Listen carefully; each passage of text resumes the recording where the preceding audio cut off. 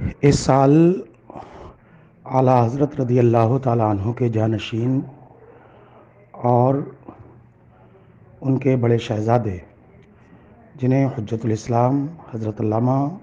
مفتی محمد حامد رضا قادری برکاتی بریلوی کے نام سے لوگ جانتے ہیں، ان کا 82واں عرس حامدی ہے۔ یہ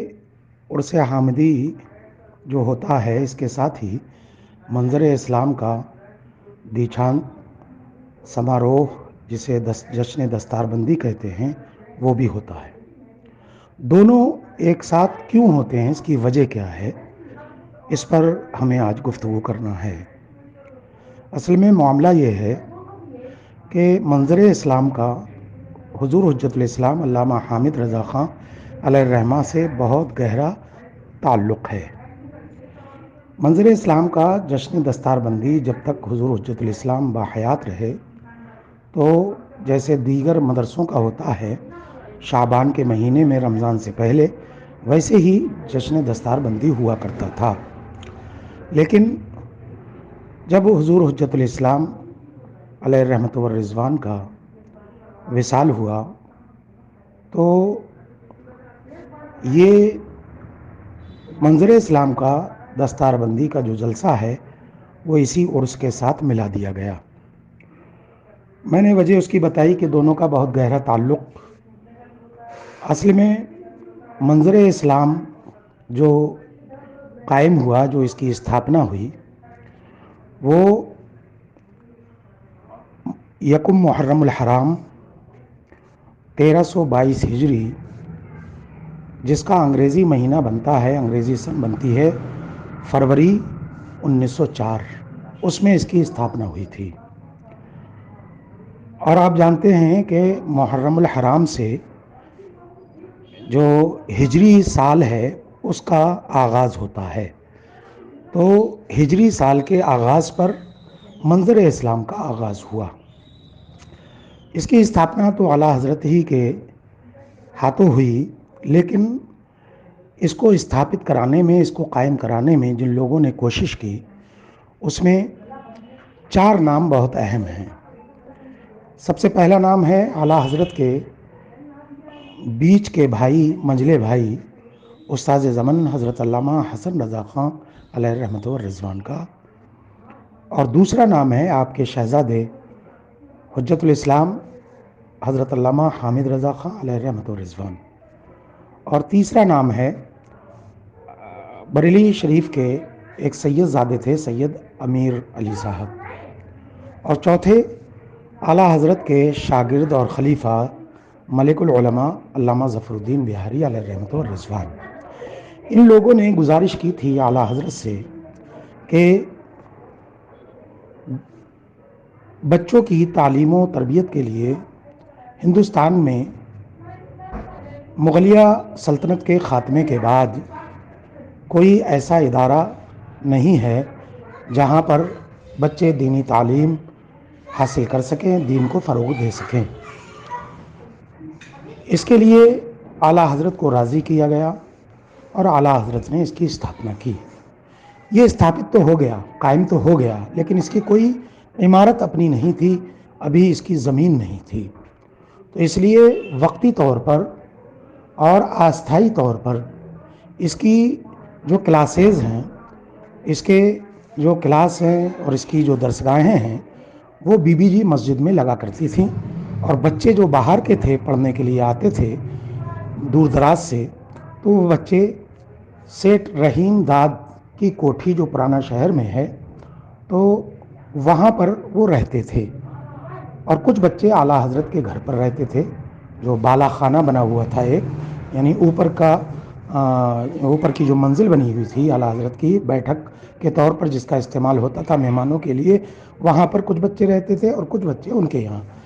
اور یہ میں بتا دوں کہ سیٹ رحیم داد جو ہیں یہ بریلی کے تحصیلدار تھے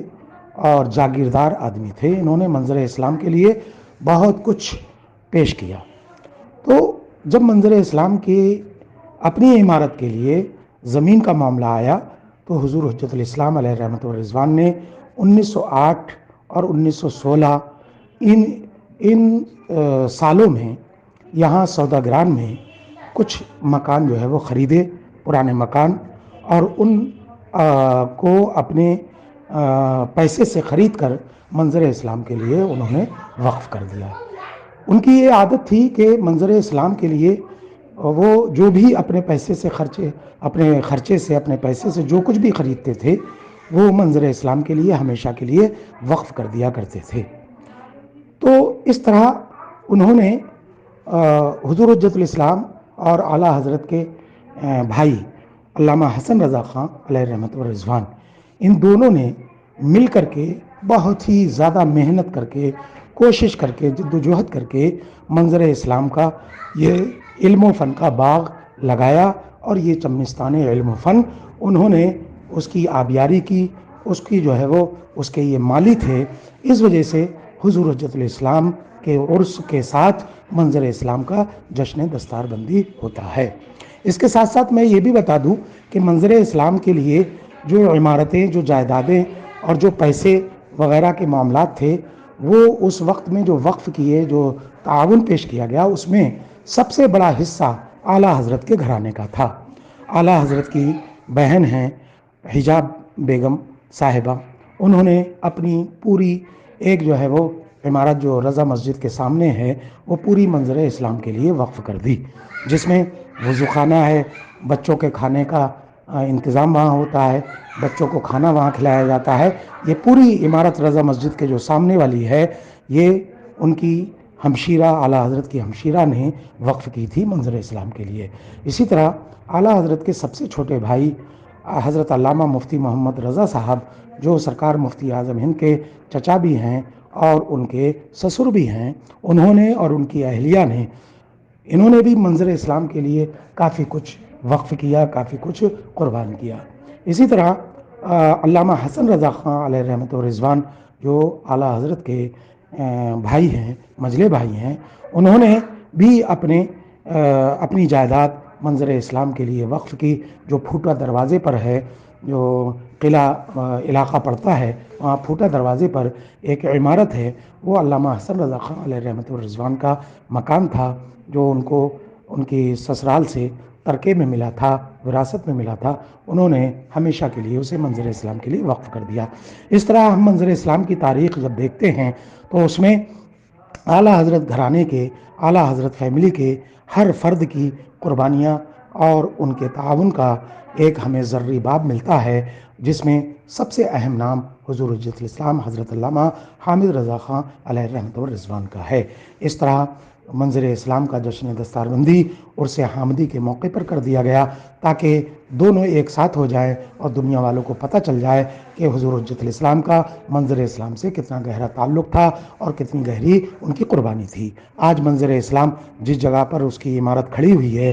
درگاہ اعلیٰ حضرت سے قریب، یہ پوری کی پوری جو ہے وہ جائیداد حضور حجت الاسلام نے اپنے پیسے سے خرید کر منظر اسلام کے لیے وقف کی تھی۔ اس لیے ہم حضور حجت الاسلام کی بارگاہ میں خراج عقیدت پیش کرتے ہیں۔ منظر اسلام کا ہر استاذ، منظر اسلام کا ہر طالب علم، منظر اسلام کا ہر معاون، منظر اسلام سے محبت رکھنے والا ہر شخص آج حضور حجت الاسلام کی بارگاہ میں خراج عقیدت پیش کر رہا ہے۔ اللہ رب العزت ان کے فیضان سے ہم سب کو مالا مال فرمائے۔ السلام علیکم ورحمۃ اللہ تعالیٰ وبرکاتہ۔